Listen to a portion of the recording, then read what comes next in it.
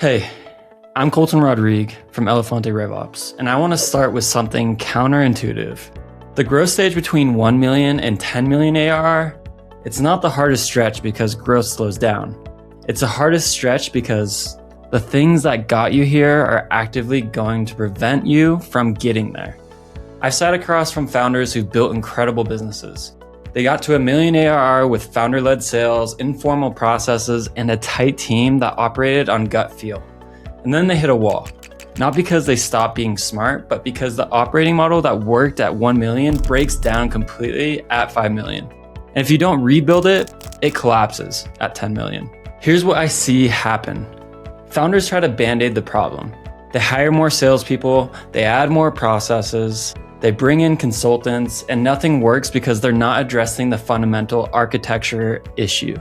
So, today I'm going to walk you through exactly what breaks, when it breaks, and how to prioritize fixing it so you don't end up firefighting.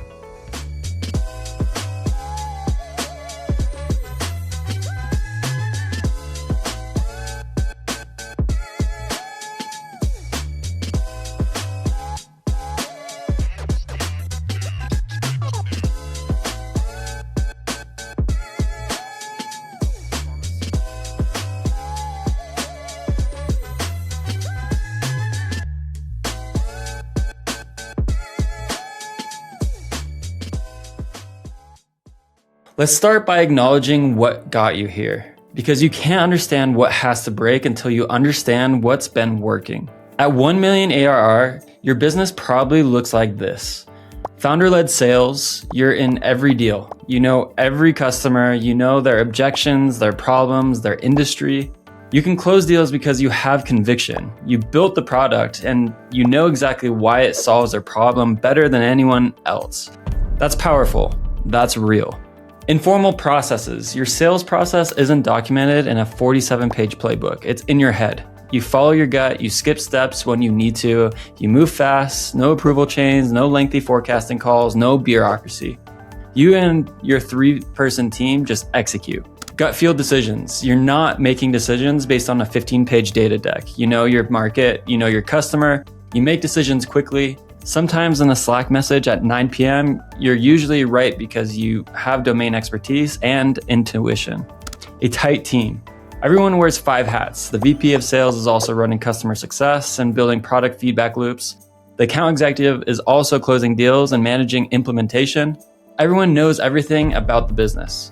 Alignment happens over coffee, not in Slack threads. This model is actually genius at 1 million. It's lean, it's fast, it's authentic. Customers feel that energy and they buy because of it. The problem? This model has a ceiling and you're about to hit it. Here's what happens as you scale toward 5 million ARR. Your founder can't be in every deal anymore. You're in 60, 70, 80 sales conversations a month. That's 15 to 20 conversations per week. You have to pick and choose. And the ones you're not in, those deals move slower. Close rates drop because your salespeople don't have the conviction you have. They don't know the product and the market the way you do. So you hire more AEs, smart people, capable people, but here's the problem. There's no playbook. You tell them, do what I do.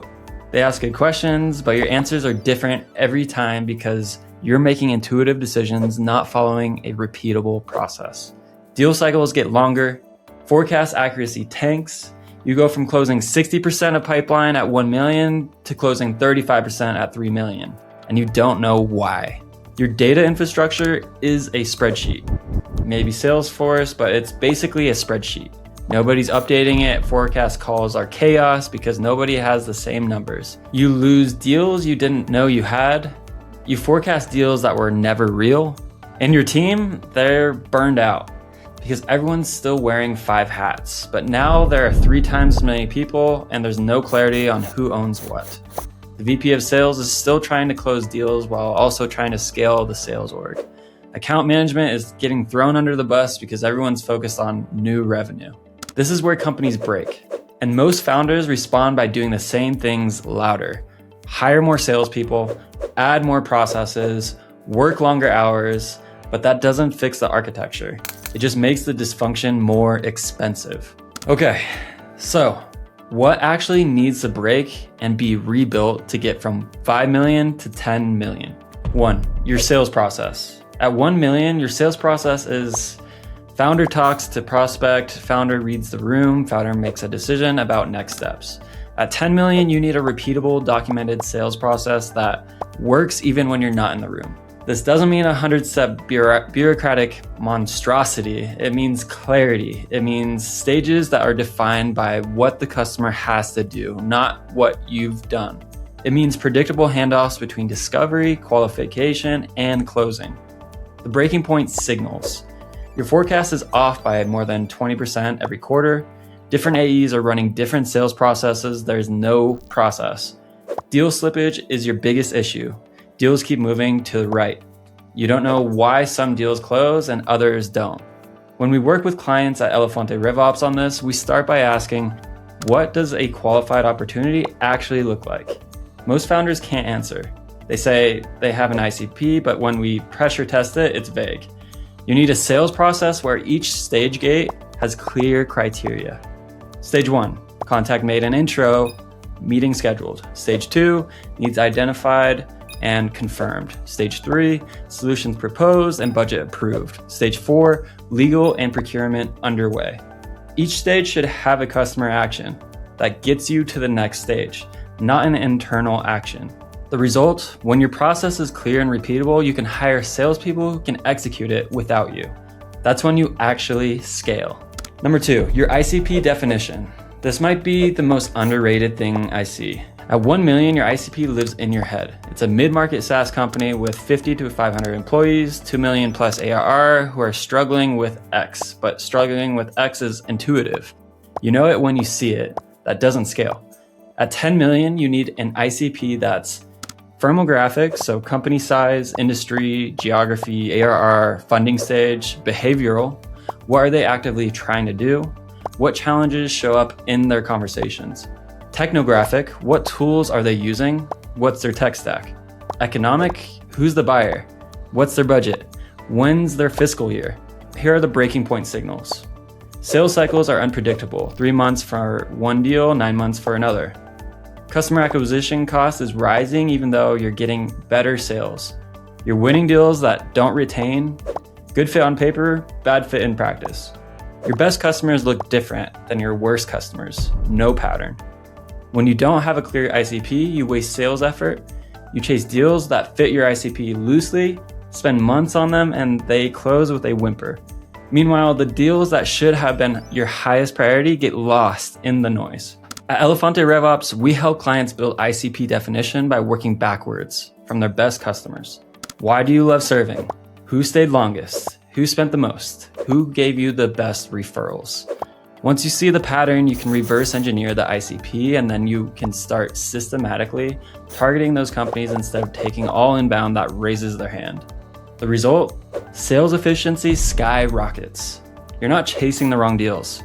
Your pipeline is higher quality, your close rate goes up, your CAC goes down. Number 3, your data infrastructure. This is painful because it's not sexy. At 1 million, you don't need a data infrastructure. You have intuition. At 10 million, you're flying blind without one. Here's what breaks. You don't know why deals are moving through your pipeline. Salespeople are updating CRM in ways that make sense to them individually, but not to your revenue team. Every forecast call, you're debating what the numbers actually are. You can't see where deals are bottlenecking. Here are the breaking point signals.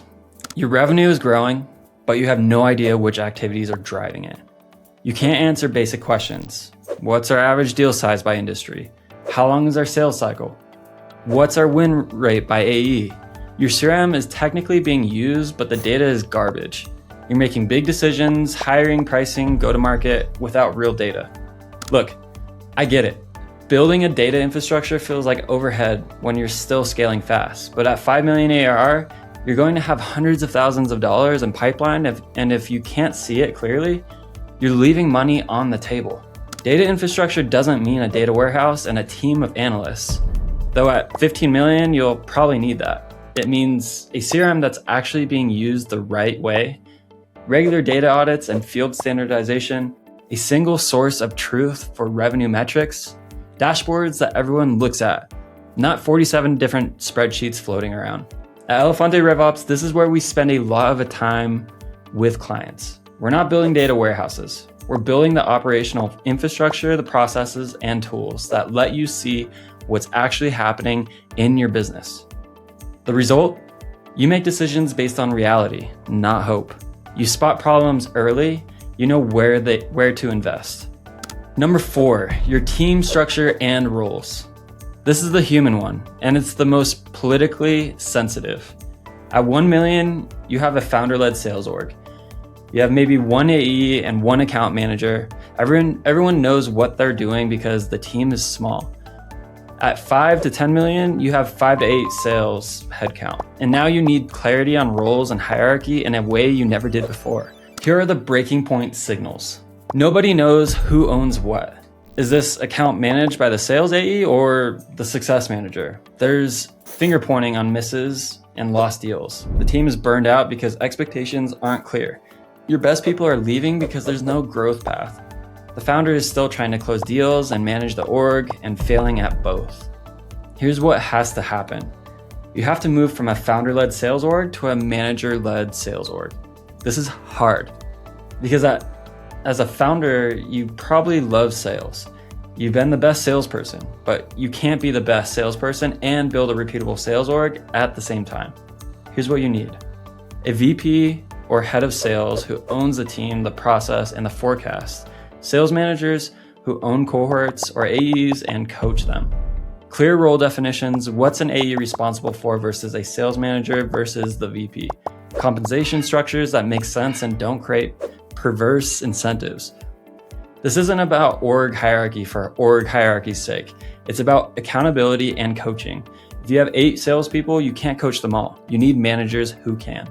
At Elefante RevOps, when we work with founders on this transition, we focus on the role of VP of Sales because that hire determines everything that comes next. If you hire the wrong VP, someone who can't build a culture or who's too rigid, you're going to lose your team. If you hire the right one, someone who understands your market, respects what you got here, but can also architect something scalable, you unlock real growth. Here's the result. Your team knows what they're accountable for. They're clear coaching and development. You keep your top people and the founder can actually get back to building the business. Whew. Okay, so now you know what has to break, but how do you know when you're at the breaking point? How do you know it's time to rebuild? Here are the signals. Sales process breaking. Forecast misses 2 quarters in a row by more than 15%. Deal slippage is more than 30% of your pipeline. You're losing deals to no decision. More than competitive loss. Different salespeople have wildly different close rates, not because they're different skill levels, but because the process is different. ICP breaking. Your new customers don't look like your old customers. You're pursuing deals that feel off, but you pursue them anyway. Your win rate is dropping even though your team is getting better. Customer acquisition cost is rising while lifetime value is flat. Data infrastructure breaking. You go into forecast calls and don't have a single source of truth for numbers. You can't answer, what's our win rate? In under 5 minutes. Your CRM is technically being updated, but the data quality is terrible. You're making major decisions based on intuition, not data. Team structure breaking. Your founder is still trying to close deals and your revenue growth is slowing. Founders should be building, not closing. Your top salespeople are leaving and citing. No clear growth path. There's confusion about who owns what, deals, accounts, territories, pipeline. Sales and customer success are operating in silos. When you see 2 to 3 of these happening simultaneously, you're at the breaking point. Not panicking time, fixed time. Here's the thing, you can't rebuild all 4 of these at the same time. You don't have the bandwidth. So how do you prioritize? Start with ICP Definition. This is highest impact, lowest effort. You can define your ICP in 4 to 6 weeks. You don't need new tools, new hires, or new infrastructure. You need clarity and a workshop with your founder and top salespeople. Once you have a clear ICP, everything else gets easier because you have a North Star. You stop chasing noise. Second, sales process. With your ICP locked in, now you can map a sales process that actually maps to how your customers buy. This is medium effort, you're documenting and standardizing. Medium to high impact. It takes 2 to 3 months, but by month 6, it pays off huge. Third, team structure. As you're documenting your sales process, you're realizing what roles you actually need. Now you can start building the team structure to execute that process. This is the VP of sales hire. Don't rush it.